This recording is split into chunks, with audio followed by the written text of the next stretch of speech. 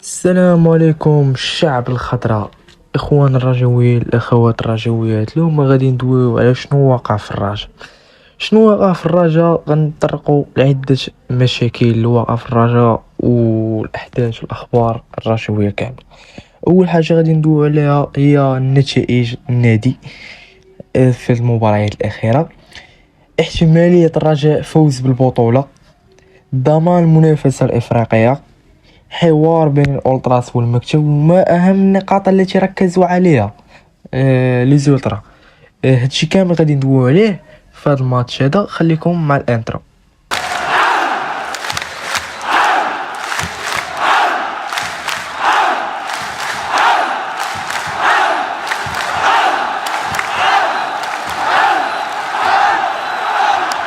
نبداو اول حاجه هي نتائج النادي. الرجاء حققت اخر انتصار لها في زنورة العام، واخر ماتش حقق الرجاء اخر رباح ليه في البطولة الحسنية. وساليناه برباح 2-0 متوقع من كل من العملود من ركلة جزاء، ويحيى إيجيز الشاب الصاعد ماركا لينا برأسية الهدف الثاني ليه. لعب جوج ماتشات ماركا لك جوج بيوت. صراحة لعب مزيان، دري اون فورم. الله يبعدو عليه السماسري ان شاء الله، ولي يدخل لينا تيتولير ان شاء الله. الرجاء في اخر 5 الماتشات لها مع النبي مع المدرب الجديد حققت 3 رباحات، خسارة وتعادل واحد. على أي نتائج إيجابية بغض النظر على اللاعبين. العام كامل لعبات الرجاء 29 ماتش، 15 رباح، 8 تعادلات، 6 خسارات، 53 نقطة، الرتبة الرابعة. حظ موفق النادي. بقى علينا البطولة وبقى بزاف الحوايج. غادي نحاولوا ان شاء الله يحاولوا انهم يجيبوا البطولة الصراحة. نطرقوا لها من بعد في الفيديو.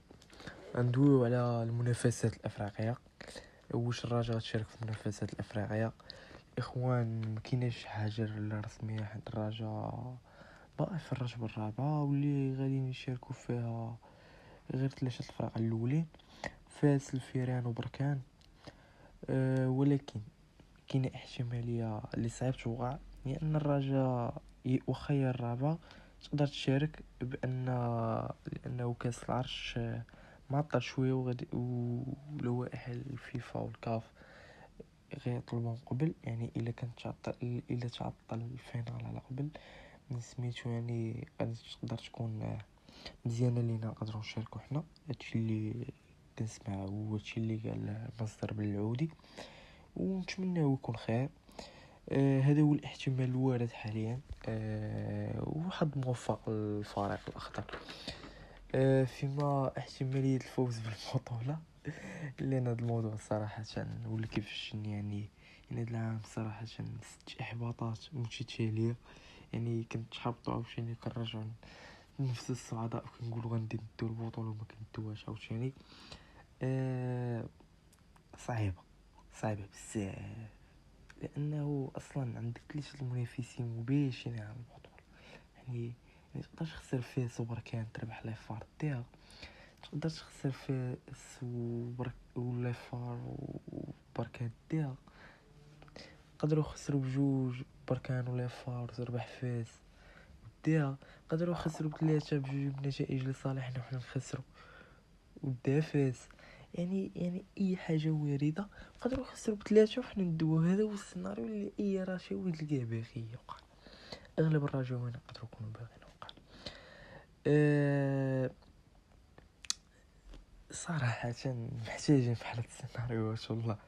سيناريو اللي شويه هيتشكوكي فكرونا في الايام زمان. ندوزو الموضوع المهم، هو اجتماع الالتراس بالمكتب. وهذا هو الجانب اللي مزيان في السيمانه هذه. يعني كلشي موجود من الهضره والكلام، ولكن واش كاين تطبيق الله اعلم. يعني ايوم بيننا غنقول لكم الخلاصه اللي خرج بالجروب بالبالغ ديالو. يعطونا الحاصله والمحاسبه، هيكله رياضيه، انتدابات سوبر يجيبوهم لجنه خاصه. يعني الاداره ما تدخلش في الشؤون الرياضية وتركز غير في الشق المالي والتسيير.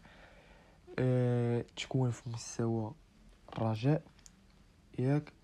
الانضباط وتفعيل المجلس التأديبي للنادي ويضربوا اللاعب الجيبو، يعني اللاعبين يضربوا الجيبو.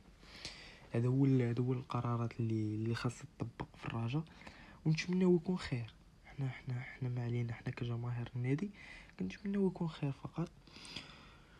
والى هنا الاخوان كنوصلوا البلاكه الفيديو، كنوصلوا للنهايه. نتمنى الفيديو يكون نال الاعجاب ويكون على حسن الظن ديالكم. الا كان شي خطا نتمنى تصححوا ليا في الكومونتيرات، وما تنساوش لايك ابوني وشاركوا في القناه، وشكرا لكم.